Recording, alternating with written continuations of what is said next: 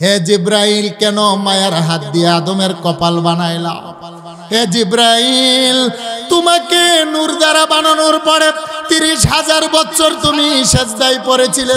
তুমি জিব্রাইলের 30,000 বছরের সেজদা যদি এক পাল্লায় রাখা হয়, আমার গুনাহগার বান্দা বান্দি তাদের হাতে গুনাহ, পায়ে গুনাহ, জবানে গুনাহ, কলবে গুনাহ, সকালবেলা গুনাহ করে, দুপুরবেলা গুনাহ করে, রাত্রের বেলা গুনাহ করে, গুনাহ মিশ্রিত একটা কপাল দিয়ে আমার কদমে 30 সেকেন্ডে একটা সেজদা দিয়ে সুবহান বলে ডাক দিবে।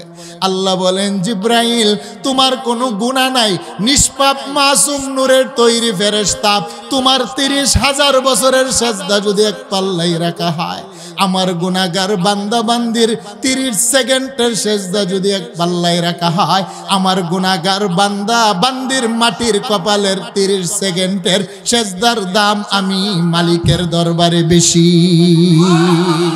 আরেকটু জোরে ডাক দেন না, সুবহানা রাব্বিয়াল আ'লা, সুবহানা রাব্বিয়াল আ'লা, সুবহানা রাব্বিয়াল আ'লা, সুবহানা রাব্বিয়াল আ'লা। বান্দারে, তুমি তো কপালটা সকালবেলা মাটিতে লাগিয়ে মনে করো তুমি মাটিতে লাগিয়েছ, মসজিদের টাইলসে লাগিয়েছ। আল্লাহ বলেন, না না না রে গোলাম, বড় মায়া দয়া করে তোমাদের কপাল মালিক বানাইলাম। তুমি যখন মাটিতে আল্লাহু আকবার বলে কপালটা লাগাও, তোমার কপালটা যদিও মাটিতে লাগে, কপালের সেজদার ছাপ পরে আমার আরশে আযিমে। আল্লাহু আকবার বলেন। তোমার কপালের দাগ পরে আমার আরশে। তুমি যখন সেজদার ভিতরে যাও, তোমার আর আমার ভিতরে কোনো পর্দা থাকে না। তুমি গোলাম, আমি মনিব, মাঝখানে কোনো পর্দা নাই। গোলাম আর মনিবের মাঝখানে সবচেয়ে নৈকট্যের জায়গা হলো সেজদা। কথাটা কার? সেই জন্য বলেন, কপালের মালিককে, এই কপালের সেজদার মালিককে। কোনো জট বাবা, কোনো ল্যাংটা বাবা, কোনো মাজার, কোনো ফকির, পৃথিবীর কোনো দুর্গা, দরগা, ল্যাংটার দরবারে সেজদা দেওয়া জায়েজ নাই। আমার জীবনে আমি যদি একটা সেজদা দেই, সেটারও মালিককে। চিল্লে বলে। রাস্তার একটা বেওয়ারিশ কুকুরও অনাহারে ঘুমায় না। আকাশের পাখিগুলা সকালবেলা ডানা মেলে উড়ে যায়, তাদের কোনো ব্যাংক নাই, ব্যালেন্স নাই, জমি নাই, মালিক নাই। বিকালবেলা পেট পূর্ণ করে জবানে আদার নিয়ে, খাবার নিয়ে আপন বাসাতে ফিরে আসে। সাগরের বড় বড় তিমি মাছগুলো টনের পরে টন চিংড়ি খায়। আমার আল্লাহ একটা সাগরের চিংড়ি মাছ, একটা সাগরের তিমি মাছকে আমার আল্লাহ উপবাস রাখেন না। জঙ্গলের হিংস্র জানোয়ার তরতাজা প্রাণী খায়, মরা প্রাণী খায় না। আমার আল্লাহ কোনো একটা প্রাণীকে উপবাস রেখে ঘুমাতে দেন না। আল্লাহ বলেন, বান্দারে, আমি তোমার কেমন মালিক? তুমি তো ছোট্ট একটা দানা মাটির মধ্যে বিকাল বেলা পুঁতে রেখে বাড়িতে চলে আসো। যেই দানাটার ভিতরে পাতা নাই, যেই ভুট্টার দানা, সরিষার দানা, মিষ্টি কুমড়ার দানার ভিতরে কোনো ফুল নাই, ফল নাই, তার ভিতরে জীবন নাই, পাতা নাই, রূহ নাই, কলি নাই, আত্মা নাই, কিছু নাই। আল্লাহ বলেন, তুমি যখন একটা শুকনা দানা মাটির মধ্যে বিকাল বেলা ফেলে দিয়ে আপন বাড়িতে চলে যাও, আমি মালিক শুকনা দানাটার ভিতর থেকে 2টা পাতা দিয়ে একটা গাছ জন্মায়। সুবহানাল্লাহ। কোন ছোট্ট একটা ভুট্টার দানা, যেই দানাটার ভিতরে জীবন নাই, দানাটার ভিতরে পাতা নাই। ওয়া আনজালনা মিনাস সামাই মাআ। আল্লাহ বলেন, সাগর, মহাসাগরের পানিগুলাকে আমি আল্লাহ বাষ্প করে আকাশে উঠাই। সেই পানিগুলাকে আমি আল্লাহ মেঘমালা বানাই। মেঘমালা বানিয়ে বাতাসের মাধ্যমে তোমার জমিনের উপরে নিয়ে জাররা জাররা করে আমি আল্লাহ বৃষ্টি বর্ষণ করি। আমার আকাশের পানি যখন তোমার জমিনে পড়ে, জমিন চুষে খায়। জমিনের মধ্যে আমি আল্লাহ একটা উর্বরতা সৃষ্টি দান করি। উর্বর জমিনের মধ্যে তুমি যখন বিকাল বেলা একটা ভুট্টার দানা, যেই দানাটার ভিতরে পাতা ছিল না, ফুল ছিল না, ফল ছিল না, তুমি যখন মাটির মধ্যে রোপণ করে বাড়িতে এসে ঘুমিয়ে যাও, আমি তোমার রাজ্জাক না, তোমাকে সৃষ্টি করার 50,000 বছর আগেই তোমার রিজিকের দায়িত্ব নিয়েছি। সুবহানাল্লাহ। কোন আরে তুমি তো মালিক চিনো না। যেদিন তোমার কেউ ছিল না, সেদিন ছিলাম আমি। আজকে তোমার সব হলো, পর হলাম আমি। বান্দারে তুমি যতই আমাকে পর বানাও, আমি মালিক তোমাকে পর বানাই না। কারণ তুমি যখন ছোট্ট একটা দানা মাটির মধ্যে পুঁতে রেখে চলে আসো, মাটির একটা স্বভাব হলো মাটি যদি হাড্ডি পায় হাড্ডিটাকেও খেয়ে ফেলে, মাটির ভিতরে লোহা পড়লে লোহাটাকেও মাটি খেয়ে ফেলে, মাটির স্বভাব। তুমি ছোট্ট একটা সরিষার দানা, আমের বিচি, মিষ্টি কুমড়ার বিচি মাটির মধ্যে ফেলে দিয়ে বাড়িতে এসে ঘুমিয়ে যাও। লা তাখুযুহু সিনাতু ওয়ালা নাওম, আমি মালিক ঘুমাই না। আকাশের হাজার হাজার নূরের ফেরেশতা তোমার দানাটার কাছে পাঠায়। সকালবেলা শুকনা দানাটার মুখ চিরে দুইটা সবুজ পাতা দিয়ে একটা গাছ জন্মায়। সুবহানাল্লাহ কোন। তোমার ছোট্ট দানা থেকে দুইটা সবুজ পাতা দিয়ে আমি আল্লাহ একটা গাছ তৈরি করি। গাছের ভিতরে আমি আল্লাহ কাণ্ড বানাই, কাণ্ডের ভিতরে ঢাল বানাই, ডালের ভিতরে শাখা বানাই, শাখার ভিতরে ফুল বানাই, ফুলের ভিতরে কুলি বানাই, কুলির ভিতরে ফল বানাই, ফলটাকে পাকানোর জন্য, কালার দেওয়ার জন্য পূর্ণিমার চাঁদের ব্যবহার করি। তোমার গাছের ফলের ভিতরে মিষ্ট ঢুকানোর জন্য সকালবেলা পশ্চিম আকাশে, পূর্ব আকাশে সূর্যের কিরণের ব্যবস্থা করি। কে করে জুড়ে বলেন? আর একটু জুড়ে বলেন কে করেন? ওয়া আনজালনা মিনাস সামাই মাআ ফাআখরাজা বিহি মিনাস সামারাতি রিজকাল লাকুম।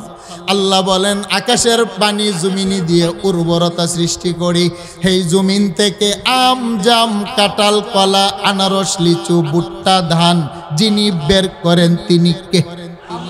আর একটু জুড়ে বলেন। সেই জন্য আল্লাহ বলেন লাহুম কুলুবুল লা ইয়াফকাহুনা বিহা। বান্দারে তোমার দুধের দুই আঙ্গুল নিচে আমি আল্লাহ একটা গোশতের টুকরা দিলাম। তুমি একটু গবেষণা করে দেখো, চিন্তা করে দেখো আমি তোমার কেমন মালিক। ছোট্ট একটা দানা থেকে আমি আল্লাহ হাজার হাজার ফুল ফল তোমার জন্য বের করি। শুধু তাই নয়, তোমার ঘরে যে একটা গাবি আছে, তোমার দেহের ভিতরে যে পুষ্টি দরকার, আমি আল্লাহ তোমার গাবিটার পেট থেকে তোমার পুষ্টি যোগানের জন্য দুধেরও ব্যবস্থা করি। কথাটা কার? আরে আমাকে চিনো না বান্দা? আমি তোমার কেমন মালিক আমি দেখা দিব না, ধরা যাবে না, ছোঁয়া যাবে না। আমাকে দুনিয়ার চর্মচক্ষু দ্বারা দেখা যায় না, দুনিয়ার হাত দিয়ে ধরা যায় না, আমি আল্লাহকে ছোঁয়া যায় না। তবে আমি আল্লাহকে যদি গবেষণা করো, তোমার ঘরের গাভীর উলালের ভিতরে, বালতির ভিতরে আমি আরশের মালিককে দেখাও যায়, ধরাও যায়, ছোঁয়াও যায়। সুবহানাল্লাহ কোন। ওয়া ইন্না লাকুম ফিল আনআমি লাইবরা। আল্লাহ বলেন বান্দারে তোমার ঘরে যে গাবি আছে, গাবির ভিতরে আমি আল্লাহ আলামত রাখলাম। তুমি যদি গবেষণা করো, চিন্তা করো, ফিকির করো, তোমার গাবির ভিতরে আমি মালিক রে পাইবা। নুসকিকুম মিম্মা ফি বুতুনিহা। আল্লাহ বলেন তোমার গাবিটার যদি তুমি দেহ কাটো, উলাল কাটো দুধ তালাশের জন্য, তুমি দুধ পাবে না, পাবে ফারসুন। ফারসুন শব্দের অর্থ হলো গোবর। আল্লাহ বলেন তার পেটের ভিতরে পাবে দাম। দাম মানে রক্ত। ইন্নামা হাররামা আলাইকুমুল মাইতাতা ওয়াদ-দামা ওয়া লাহমাল খিনজির। আল্লাহ বলেন গোলাম রে, দুধাল গাভীর পেট কাটলে দুধ খুঁজে পাওয়া যায় না, তার পেটের ভিতরে পাওয়া যায় গোবর যেটা দুর্গন্ধ হারাম, তার দেহের ভিতরে পাওয়া যায় রক্ত, কালার হলো লাল এবং হারাম। বান্দারে তুমি দুধ খুঁজে পাবে না। সকালবেলা যখন উলালের মধ্যে তুমি টানতে আরম্ভ করো, আমি মালিক না, তোমাকে পান করানোর জন্য গোবর, রক্ত, মাংস, চামড়ার ভিতর থেকে লাবানান খালিসান সাইগাল লিশ-শারিবিন, দবদবে সাদা পুষ্টিকর তৃপ্তিদায়ক একটা দুধ তোমার গাভীর পেটের ভিতর থেকে নিয়ে আসি, যেই দুধের ভিতরে গোবরের কোনো গন্ধ রাখি না, যেই দুধের ভিতরে রক্তের কোনো কালার রাখি না। কথাটা কার? আর একটু জোরে বলেন কথাটা কার? লাহুম কুলুবুল লা ইয়াফকাহুনা বিহা। বান্দা কলব দিলাম, গাভীর ভিতরে তালাশ করলে মালিক পাওয়া যায়, গাছের ফলের ভিতরে তালাশ করলে মালিক পাওয়া যায়, ছোট্ট একটা সরিষার দানার ভিতরে তালাশ করলে কাকে পাওয়া যায়? আর একটু জুড়ে বলেন, একটু জিকির করেন লা ইলাহা ইল্লাল্লাহ, লা ইলাহা ইল্লাল্লাহু মুহাম্মাদুর রাসূলুল্লাহ সাল্লাল্লাহু আলাইহি ওয়াসাল্লাম। সকলে বলেন আল্লাহু আকবার।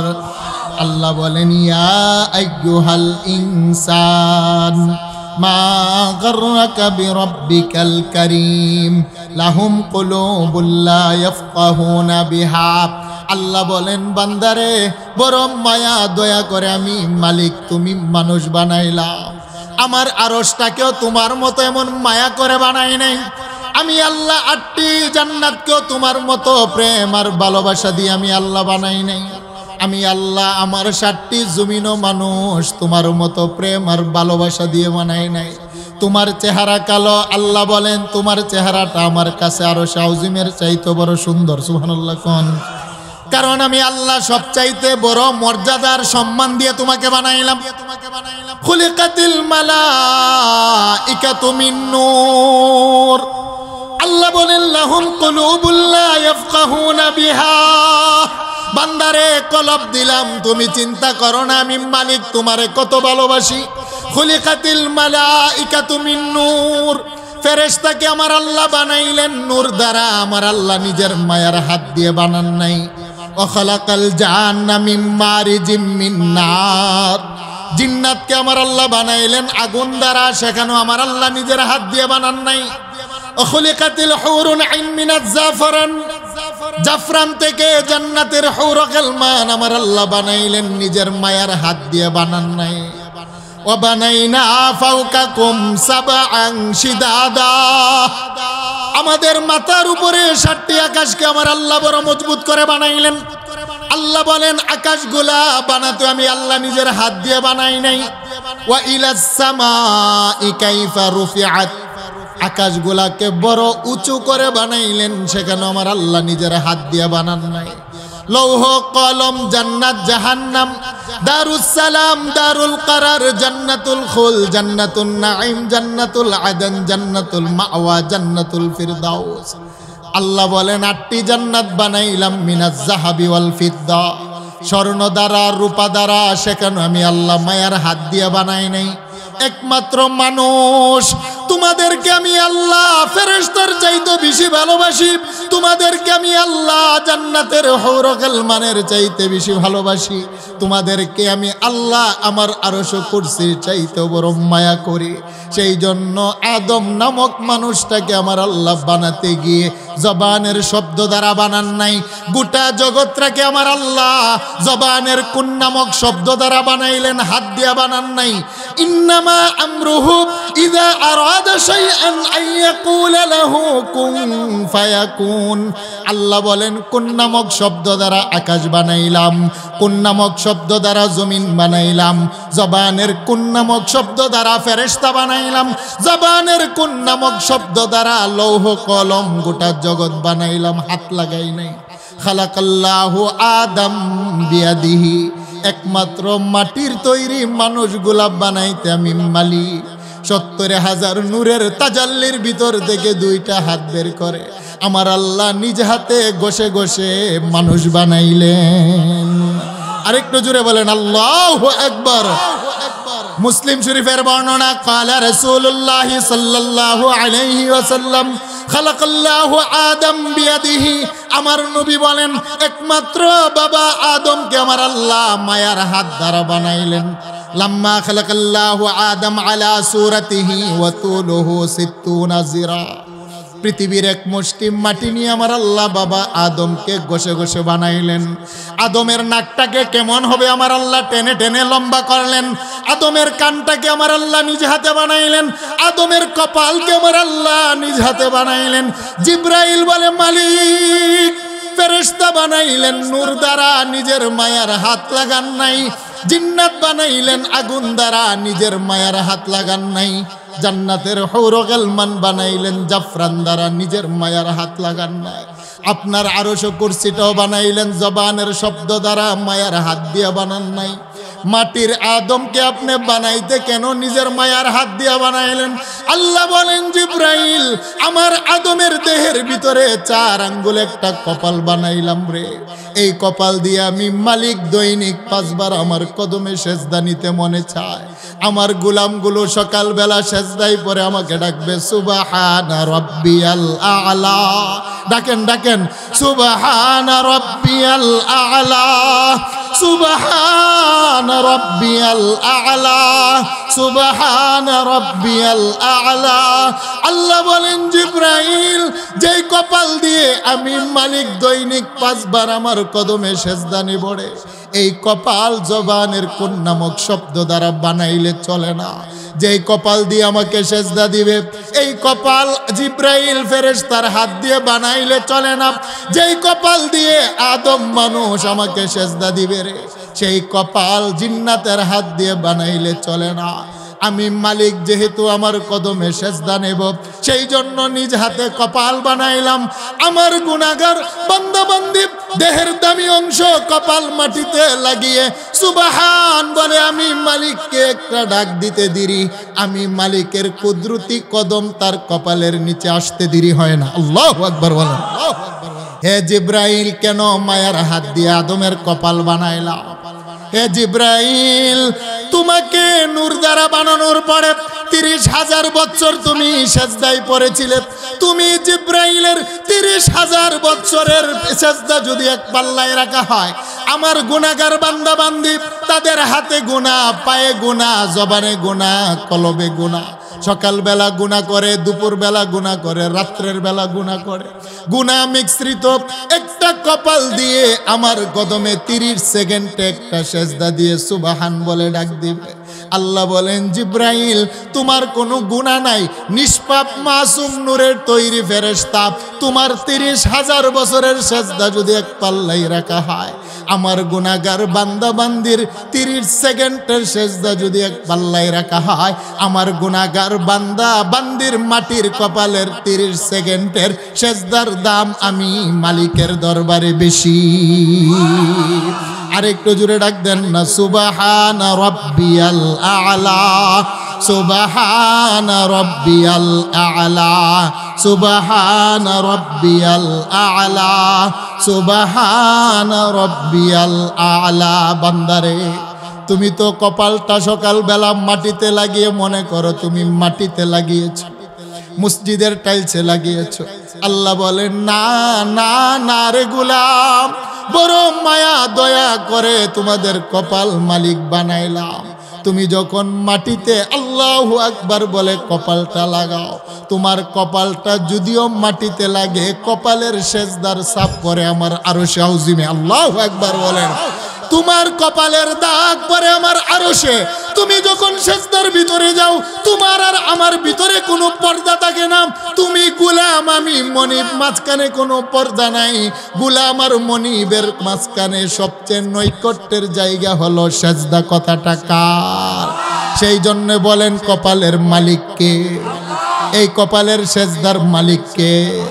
কোনো জট বাবা, কোনো ল্যাংটা বাবা, কোনো মাজার, কোনো ফকির, পৃথিবীর কোনো দুর্গা, দরগা, ল্যাংটার দরবারে সেজদা দেওয়া জায়েজ নাই। আমার জীবনে আমি যদি একটা সেজদা দেই, সেটারও মালিককে। চিল্লে বলেন, একটু চিল্লে বলেন নারায়ে তাকবীর। একটু জিকির করেন লা ইলাহা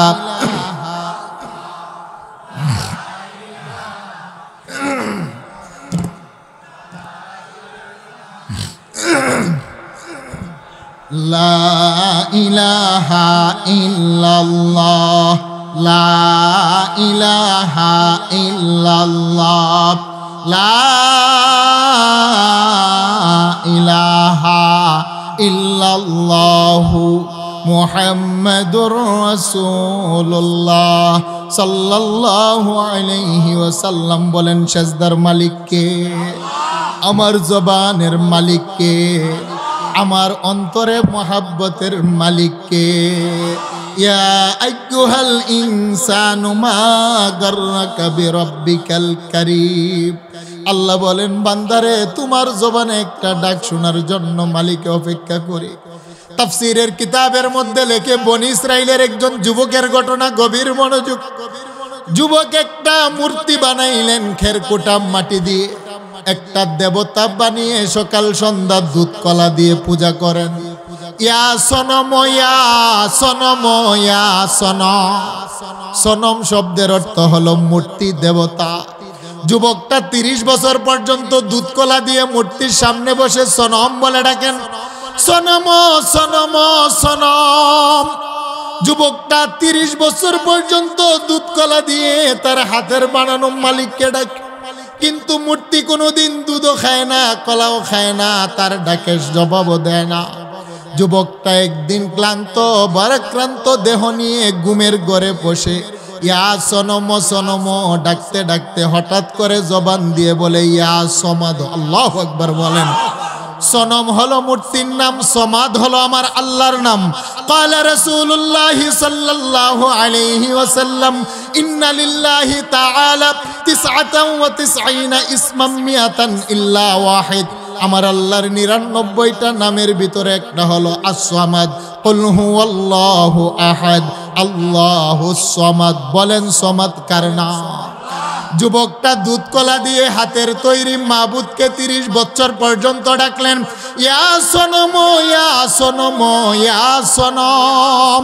30 বছর পর ঘুমের ঘরে যুবক বসে সনমের জায়গায় যখন ডাকলেন ইয়া সমাদ, আমার আরশের মালিক সাথে সাথে জবাব দেই, লাব্বাইকা ইয়া আব্দি, হে আমার গোলাম, আমি তোর মুনিব উপস্থিত। যুবক ঘুম থেকে দাঁড়িয়ে বলে, কে গো তুমি? 30 বছর যাবৎ দুধ কলা দিয়ে সনম বলে ডাকলাম, একটা দিন জবাব দিলা না। আমি সনমের জায়গায় সমাদ বলে ডাকলাম, কে তুমি? জবাব দিলা। আমি তো সমাদ মানে কি জানি না। কে তুমি? কে তুমি? কি তোমার পরিচয়? আমার আরশের মালিক ডেকে বলে, গোলাম রে, আমি হলাম তোর মালিক আল্লাহ। 30টা বছর পর্যন্ত তওবার দরজা খোলা রেখে তোর মাথার উপরে অপেক্ষা করছিলাম, কখন রে তুই এসে আমি মালিককে ডাক দিবি। আরে আল্লাহ যেমন আমার নাম, সমাদও আমার নাম, রহমানও আমার নাম, গাফফারও আমার নাম। তুই বুঝে না বুঝে যেমনি আমাকে সমাদ বলে ডাক দিলি, আমি রহমতের মালিক আর বিলম্ব করি নাই, সাথে সাথে গোলাম তোর ডাকের আমি আল্লাহ জবাব দিলাম, আমি হলাম তোর মালিক আল্লাহ। আল্লাহ বলেন, লা তাখুযুহু সিনাতু ওয়ালা নাওম। গোলাম রে, আমি মালিক, তুই যতই অপরাধ করস না কেন আমি আল্লাহ। একবার তোর গুনার দিকে তাকাই, আরেকবার রহমান আর গাফফারের দিকে তাকাই। আমি তাকিয়ে দেখি বান্দা তোমার গুনার সংখ্যা কত, আবার তাকিয়ে দেখি আমার দয়া বেশি নাকি তোমার গুনাহ বেশি। আল্লাহ বলেন, আমি তাকিয়ে দেখি আমার মায়া বেশি, প্রেম বেশি, ভালোবাসা বেশি। তোমার গুনাহের একটা সংখ্যা আছে, লিমিট আছে, গণনা করা যায়। আমি মালিকের গাফফার, মায়া দয়ার কোনো সংখ্যা নাই। আমি মালিক, তোমাকে মাফ করলে আমার কোনো কৈফিয়ত দিতে হয় না। তুমি 30 বছর পর্যন্ত মূর্তির পূজা করেছো, আমাকে ডাকো নাই। এখন তুমি বুঝে না বুঝে আমি মালিককে যেহেতু ডাক দিয়েছো, আমি মালিক তোমার জবানের ডাকটা শোনার জন্য অপেক্ষা ছিলাম। আরেকটু জোরে বলেন আল্লাহু আকবার। সেই জন্য আল্লাহ বলেন, বিরাব্বিকাল কারীম। বান্দারে, তুমি মালিক চিনো নাই। তুমি যদি সমগ্র জীবনের গুনাহগুলো গাটুরি বেঁধে আমি মালিকের দরবারে উপস্থিত করে যদি তুমি তওবা করো আর বলো মালিক বুঝি নাই, কানে ধরলাম, আল্লাহ বলেন, বান্দা তোমার পাপের ভিতরে যদি শিরিক গুনাহ না থাকে, তুমি চোখের 2 ফোঁটা পানি ফেলে আমি মালিকের দরবারে তওবা করতে দিরি, আমি রব্বে কারিম তোর 1000 বছরের পাপও আমি আল্লাহ মাফ করতে দেরি করি না। আল্লাহু আকবার বলেন। সহিহ বুখারী কিতাবুত তাফসীরের ঘটনা। বনি ইসরাইলের একজন যুবক এমন কোনো পাপ নাই যে করে নাই। পাপ করতে করতে করতে করতে করতে করতে সমাজের মানুষগুলা অতিষ্ঠ হয়ে গেল। মা নারাজ, বাবা নারাজ, বন্ধু নারাজ, সমাজ নারাজ। সমাজের সমস্ত মানুষগুলো একত্রিত হয়ে যুবকের হাত বাঁধলেন, পা বাঁধলেন। মা বাবা বন্ধুরা মিলে যুবকটারে মরুর প্রান্তরে ফেলে দিলেন। কারণ এমন কোনো গুনাহ নাই যুবকটা যে করে নাই। 40 বছর বয়স, যুবকটার হাত পা বাঁধা, পানি নাই, খাবার খেতে পারে না। বুখারীর বর্ণনা। একদিন যাই, 2 দিন যাই, 3 দিন যাই, যুবক বাড়ির দিকে তাকায়, আমার মা এসে হাতের বাঁধন খুলে কিনা, না না মা আসে না। আবার সামনে তাকায়, আমার বাবা আসে কিনা, যুবক দেখে না তার বাবাও আসে না। আবার পিছনের দিকে তাকাই, লক্ষ্য করে দেখে আমার বন্ধুগুলো ছোটবেলার খেলার সাথী আসে কিনা, মাও আসে না, বাবাও আসে না, বন্ধু আসে না। 3 দিনের অনাহা। যুবক বুঝে ফেললো আমার এখন মরণ ছাড়া কোনো উপায় নাই, আপনজন বলতে কেউ নাই। এখন যদি একজনেই আপন তাকে চিল্লায় বলেন তিনি কে? এবার যুবক আর কোনো দিকে না তাকিয়ে তার 2টা চক্ষু দিয়ে আকাশের দিকে তাকিয়ে আমার আল্লাহর সাথে কথা বলেন, সুবহানাল্লাহ কোন। এবার যুবক ঠোঁট নাড়িয়ে বলে, মালিক, যেদিন তো আমার কেউ ছিল না, তুমি আমার বন্ধু ছিলে।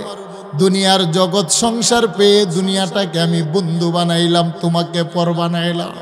দুনিয়ার টাকা পয়সা ক্ষমতা ব্যবসা বাণিজ্যকে আপন বানাইয়া তোমার কদমে সেজদা দেওয়ার মতো সময় পায় নাই। বন্ধুদের আড্ডাখানার মধ্যে পড়ে জেনা বেবিচারিয়া বা ফেন্সিডিল কত অপরাধ করলাম, মালিক তোমার হুকুম মানি নাই। এখন আমি লক্ষ্য করে দেখলাম মাও আমার আপন না, বাবাও আমার আপন না, দুনিয়ার কেহ আমার আপন না রে মালিক। এই মুহূর্তে যদি আমি মারা যাই, জাহান্নাম ছাড়া আমার উপায় নাই। আর আল্লাহ তোমার কাছে তওবা করি, যদি আমার হায়াত থাকে আমার জীবনের গুনাহগুলো তুমি মাফ করে দাও, আর কোনো দিন তোমার গোলাম তোমার সাথে নাফরমানি করবে না। আল্লাহু আকবার বলেন। যুবকটা তওবা শেষ করলেন, সাথে সাথে যুবকটার ইন্তেকাল হয়ে গেল। মুসা পয়গম্বর তুর পাহাড়ে গেলেন কথা বলার জন্য। আল্লাহ বলেন, মুসা শুনো, পাহাড়ের পরে আছে রে, তার আপনজন কেউ তাকে গোসল দেয় না, কাফন পরায় না, দাফন করে না।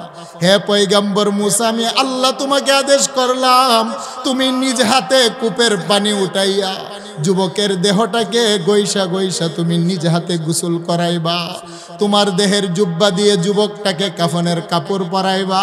হে পয়গম্বর মুসা, আমি আল্লাহ তোমাকে আদেশ করলাম, তুমি ইমাম হয়ে যুবকটাকে জানাজার নামাজ পড়াইবা। সুবহানাল্লাহ বলেন।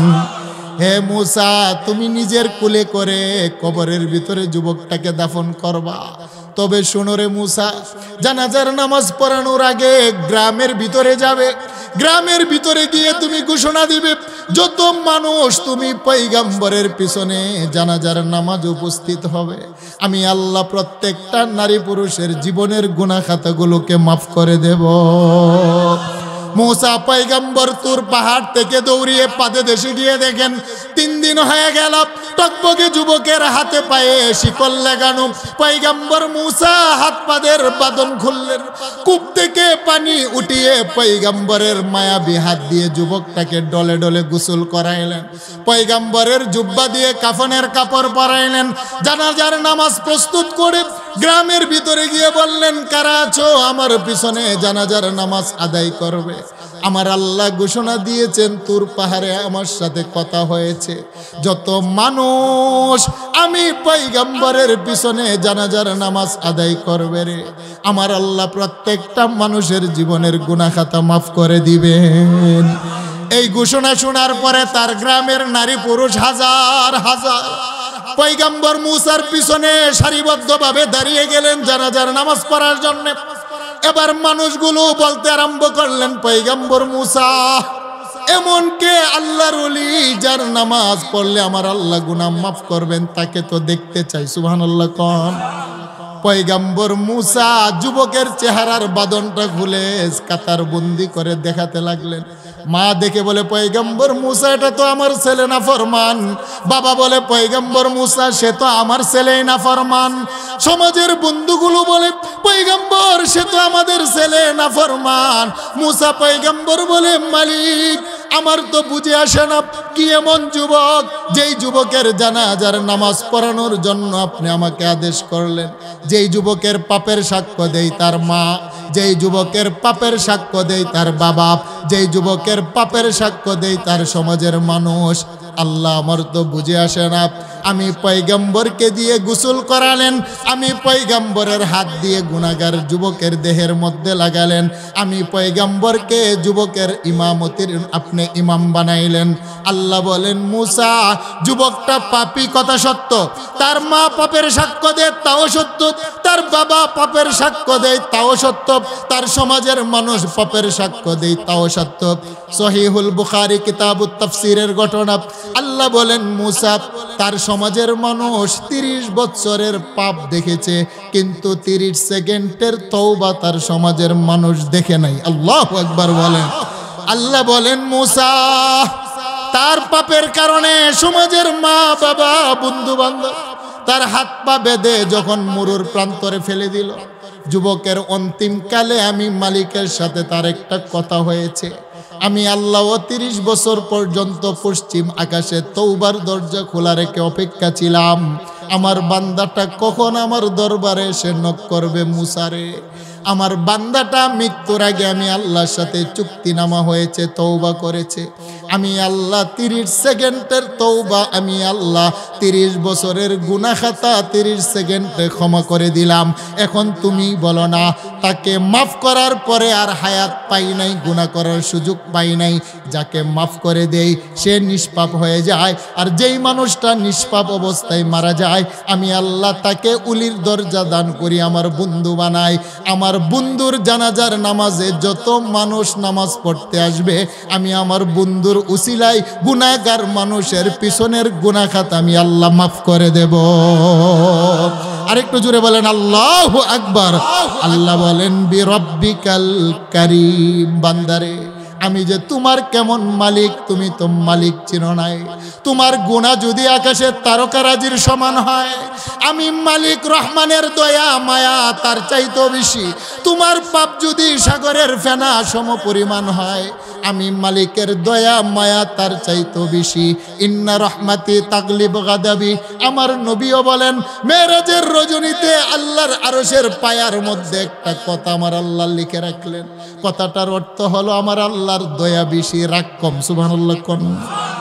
আল্লাহ বলেন বন্ধু আমি রব্বে কারীম, মানুষ তো আমি রব চিনে নাই, 100 মায়া দয়া প্রেম ভালোবাসা সৃষ্টি করে, একটা মাত্র প্রেম ভালোবাসা মায়া দয়া গোটা জগৎকে দিলাম।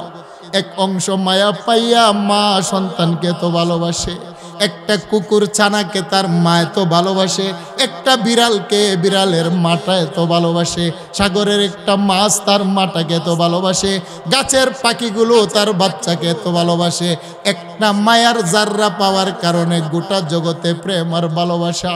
আল্লাহ বলেন গোটা 99টা মায়া ভালোবাসা নিজ হাতে রাখলাম। গোলাম তুই গুনাহ করার পরে তওবা করতে দিরি, আমি আল্লাহ মায়ার দিকে তাকাই আবার তোর গুনাহের দিকে তাকাই, আমি আল্লাহ দেখি আমার মায়া বেশি না তোর গুনাহ বেশি। সুবহানাল্লাহ। আরেকটু জোরে বলেন আল্লাহু আকবার। সেই জন্যই তো আল্লাহ বলেন বান্দা তুমি তো মালিক চিনো নাই। মা 10 মাস 10 দিন পেটে বাচ্চাটাকে রক্ত খাওয়াইয়া লালন পালন করে, মার সাথে অপরাধ করলে মা কি বলে তুই আমার ছেলে না, চেহারা দেখাতে পারি না, বের হয়ে যা। স্ত্রী অপরাধ করলে স্বামী বলে 3 তালাক দিলাম, বাবার বাড়িতে যাও। দেশের সাথে অপরাধ করলে দেশের মানুষ বলে দেশ ছেড়ে চলে যাও, তুমি অপরাধী। আমার আল্লাহ প্রথমই বান্দাগুলাকে একটা ডাক দিলেন কুলিয়া ইবাদি। আরে মা অপরাধ করলে সন্তান মাকে ছেড়ে দেয়, সন্তান অপরাধ করলে মা সন্তান ছেড়ে দেয়, পরিচয় দেয় না, ডাকতে চায় না, বলে তোমাকে পরিচয় দিতে আমার লজ্জা হয়। আমার আল্লাহ প্রথমেই কুরআনুল কারীমের মধ্যে ডাক দিলেন বান্দারে যত হাজার কোটি গুনাহ তুমি করো না কেন নিরাশ হবে না। কুলিয়া ইবাদি, দুনিয়ার সবাই যদিও তোমাকে ছেড়ে দেয় আমি মালিক চারি না।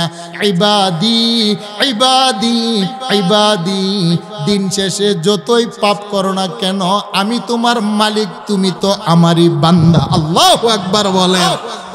কুলিয়া ইবাদি, যতই অপরাধ করো গুনাহগার তুমি তো আমারই বান্দা। আরে আমি আল্লাহ তোমার খালেক, তুমি তো আমারই গোলাম। আল্লাযী আসরাফু আলা আনফুসিহিম লা তাকনাতু মির রাহমাতিল্লাহ। ইন্নাল্লাহা ইয়াগফিরুয যুনুবা জামিআ ইন্নাহু হুয়াল গফুরুর রহিম। আল্লাহ বলেন, বান্দা গুনাহ করতে করতে করতে করতে নিজেকে নিজে যদি নিরাশ হয়ে যাও, আল্লাহ বলেন অপরাধ যদি তুমি মাথা থেকে পায়ের পাতা পর্যন্ত গুনার সাগরে ডুবে যাও, তারপরও তুমি নিরাশ হবে না। ইন্নাহু হুয়াল গফুরুর রহিম। আমার একটা নাম হলো গাফফার, আরেকটা নাম হলো আমার রহিম। কথাটা কার? আরেকটু জুড়ে বলেন কথাটা কার? আল্লাহ বলেন, বান্দা একটা নাম হলো গাফফার, আরেকটা নাম হলো আমার রহিম। দুনিয়ার মানুষ পাপ করলে সমাজে বিচার করার পরে পাপের কথা স্মরণ রাখে। আল্লাহ বলেন, বান্দা তুমি যতই পাপ করো না কেন ক্ষমা করে দেই। রহিম নামক উসিলা তোমাকে আবার মায়া দয়া করি। অতীতে যে পাপ করেছিলে আমি আল্লাহ সেটা মনে রাখি না। কথাটা কার? আরেকটু জুড়ে বলেন, ইয়া আইয়ুহাল ইনসানু মা গাররাকা বিরাব্বিকাল কারীম। আরে বান্দা, বড় দয়া মায়া প্রেম ভালোবাসা দিয়ে আমি আল্লাহ তোমাকে বানিয়েছি, তোমার কপালের সেজদা নেওয়ার জন্যে, তোমার জবানের ডাক শোনার জন্যে, তোমার অন্তরের মণিকোটায় ভালোবাসার জন্যে। বান্দা, এখন তুমি যদি নামাজে সেজদা দিতে সময় না পাও, কি হলো? তোমাকে কে বাধা দিল? তুমি কেন রব্বে কারিমকে এখনো চিনতে পারো নাই? বলেন, কথাটা কে বলেছেন? তাহলে আমাদের 5 ওয়াক্ত নামাজ পড়ার দরকার আছে না নাই? সামনে রোজা আমার রবের জন্য রাখা দরকার আছে না নাই? মা বোনদের পর্দা পর্দা পর্দা রবের বিধান দরকার আছে না নাই? আমাদের যুবক ভাইদেরকে বলি, গোপনে প্রকাশ্যে যৌবন বয়সে যৌবনের একটা পাগলামি আছে, এই যৌবন বয়সে পাগলামি ছেড়ে দিয়ে আল্লাহ রাসূল কোরআন মসজিদ মাদ্রাসার পক্ষে দাঁড়ানো আমাদের দরকার আছে না নাই? বুখারীর বর্ণনা, ইমাম বুখারী আলাইহির রাহমা, আল জামে الصحيح المسند المختصر من أمور رسول الله صلى الله عليه وسلم وسننه وأيامه। এটা হলো বুখারীর নাম। বুখারী শরীফে 6 লক্ষ হাদিস থেকে বাছাই করে জিলদে আউয়ালে একখানা হাদিস আনলেন। হাসরের ময়দানে কঠিনতম দিনে, যেদিন আমার আল্লাহ গোটা মানব জাতিকে উলঙ্গ করে দাঁড় করাবেন। আল্লাহু আকবার বলেন। উলঙ্গ করে যেদিন দাঁড় করি, লা তাজুলু কাদামা ইবনে আদম ইয়াউমাল কিয়ামাতি মিন ইনদি রাব্বিহি হাত্তা ইউসআলা আন খামসিন। প্রত্যেকটা মানুষকে 2টা পায়ের পাতার উপরে দাঁড় করিয়ে 5টা প্রশ্ন করবেন। আল্লাহর আরশ আযিমের ছায়া ছাড়া সেদিন কোনো ছায়া থাকবে না। ওই কঠিনতম দিনে আমার আল্লাহ সমাজের 7 প্রকার মানুষকে আরশ আযিমের নিচে মুতির মিম্বরে হেলান দিয়ে বসার জন্য আল্লাহ চেয়ার দিবেন। সুবহানাল্লাহ। সাবআতু ইউযিল্লুহুমুল্লাহু ফি জিল্লিহি ইয়াউমা লা জিল্লা ইল্লা জিল্লুহু। বুখারীর হাদিস। আমার নবী বলেন, 1 নম্বর ইমামুন আদিল, যারা নেই পরায়ণ বাদশা, সত্য বিচার করে। 2 নম্বর হলো ওয়াশাবুন নাশা ফি ইবাদাতিল্লাহ, সমাজের ওই সমস্ত যুবক যারা যৌবন বয়সে আল্লাহর কদমে সেজদা দেয়। সুবহানাল্লাহ। কারণ যৌবনের সেজদা বৃদ্ধকালে হাজারো সেজদার চাইতো দাম। কার দরবারে? আরেকটু জুড়ে বলেন, কার দরবারে? ওয়াশাবুন নাশা ফি ইবাদাতিল্লাহ। যৌবনের একটা পাগলামি আছে। যৌবন বয়সে ইয়াবা খাইতে মনে চায়, ফেন্সিডিল খাইতে মনে চায়, জুয়া খেলতে মনে চায়, আড্ডাখানায় যেতে মনে চায়, সুন্দরী নারী দেখলে দেখতে মনে চায়, ধরতে মনে চায়, কাছে যেতে মনে চায়। যৌবনের পাগলামিকে যারা কন্ট্রোল করে, আল্লাহ রাসূলের বিধান, আল্লাহকে ভয় করে, যারা পাপাচার, রাহাজানি, সন্ত্রাসী, টেন্ডারবাজি, চাঁদাবাজি, জুলুম, অত্যাচার থেকে যারা নিজেকে হেফাজত আর মাহফুজ রাখবেন, আমার নবী বলেন, উম্মতের যুবক, কঠিন দিনে যেদিন তোমার পাশে কেউ দাঁড়াবে না, আমি রহমতের নবী তোমার হাত ধরে আল্লাহর আরশ আযিমের নিচে তোমাকে বসার জায়গা করে দিব। সুবহানাল্লাহ। সেই জন্য আমার যুবক বন্ধুরা বলেন, সামনে রমজানের রোজা আসতেছে, যতই কষ্ট হোক না কেন, আমার যৌবন চেহারা যতই মলিন হোক, দেহ যতই শুকিয়ে যাক, আমরা রোজা রাখতে কারা কারা রাজি আছে? হাত তুলে বলেন নারে তাকবীর। হাত নামান, আমরা রোজা রাখবো তো ইনশাআল্লাহ। 2 নম্বর হলো রাজুলুন কলবুহু মুআল্লাকুন ফিল মাসাজিদ। নবীজি বলছেন, যেই মানুষের অন্তরটা মুআল্লাক মানে লটকে থাকা, এর ব্যাখ্যা হলো 3টা। মুহাদ্দিসিন কেরাম দিয়েছেন, এক নম্বর ব্যাখ্যা হলো ফজরের নামাজ পড়ার পরে কখন জোহর হবে, জোহর পড়ার পরে কখন আসর হবে, আসর পড়ার পর কখন মাগরিব হবে, মাগরিবের পরে কখন এশা হবে, এশা পড়ার পরে কখন ফজর হবে, তার অন্তরটা মসজিদের সাথে লেগে থাকে। এরকম মুসল্লি আছে না নাই? আর একটু জুড়ে বলেন আছে না নাই? রাজুলুন কলবুহু মুআল্লাকুন ফিল মাসাজিদ, এক নম্বর ব্যাখ্যা। দুই নম্বর ব্যাখ্যা হলো মসজিদের খাদেম হবে। ইমাম সাহেবকে বলবে না, ইমাম সাহেব সুইচটা দেন, ইমাম সাহেব বদনাটা দৌত করেন, ইমাম সাহেব টয়লেট দৌত করেন, ইমাম সাহেব কাতারের মধ্যে ময়লা কেন, মুসল্লি এই কথা বলবে না, বরঞ্চ নিজে খাদেম হয়ে আল্লাহর ঘর মসজিদকে ঝাড়ু দিবে, পরিষ্কার করবে, পবিত্র রাখবে, মসজিদের দায়িত্ব গ্রহণ করবে। মুআল্লাকুম ফিল মাসাজিদের দুই নম্বর ব্যাখ্যা, যেই মানুষ আল্লাহর ঘর মসজিদের খাদেম বনবে ওই মানুষটাকে আল্লাহর আরশের নিচে জায়গা দিবে। সুবহানাল্লাহ বলেন। তিন নম্বর হলো রাজুলুন কলবুহু মুআল্লাকুন ফিল মাসাজিদের ব্যাখ্যা হলো নিজের গাম জড়ানো টাকা দিয়ে আল্লাহর ঘর মসজিদ নির্মাণ করবে। সুবহানাল্লাহ বলেন। যে কাজটা আজকে আপনারা করেছেন এতে খুশি না বেজার? আর একটু জোরে বলেন খুশি না বেজার? জি আচ্ছা, জি ইনশাল্লাহ এতে আমরা খুশি না বেজার? সম্মানিত হাজিরিন, আর বাকি ব্যাখ্যায় গেলাম না, আরেকটা শব্দের ব্যাখ্যা, সেটা হলো রাজুলুন ইমরাআতুন যাতু হাসাবিন ওয়া জামালিন ফাকালা ইন্নী আখাফুল্লাহ। সমাজের 25 বছরের টকবগে একজন যুবককে যদি 18 বছরের কোনো সুন্দরী সম্ভ্রান্ত পরিবারের রূপসী সুন্দরী ধন্যাট্য বাবার মেয়ে যদি বলে, বন্ধু তোমার দেহে 25 বছর 21 বছরের যৌবন আছে, আমার দেহে 18 বছরের যুবতী নারী, আমি আসো না প্রেম নিবেদন করি, দরজা বন্ধ করি, সমাজের কেউ দেখবে না। যুবক সুযোগ পাওয়ার পরও তখন বলে ফাকালা ইন্নী আখাফুল্লাহ, বোন আমার দুনিয়ার কেউ দেখবে না, দরজায় পর্দা দিলে একজনের চোখে পর্দা দেওয়া যায় না, তিনি কে? আরেকটু জুড়ে বলেন তিনি কে? এই কথাটা আমার আল্লাহ বললেন, ওয়া ইয়ালামু মা ফিল বাররি ওয়াল বাহরি ওয়া মা তাসকুতু মিন ওয়ারাকাতিন ইল্লা ইয়ালামুহা ওয়া হুয়া মাআকুম আইনামা কুনতুম।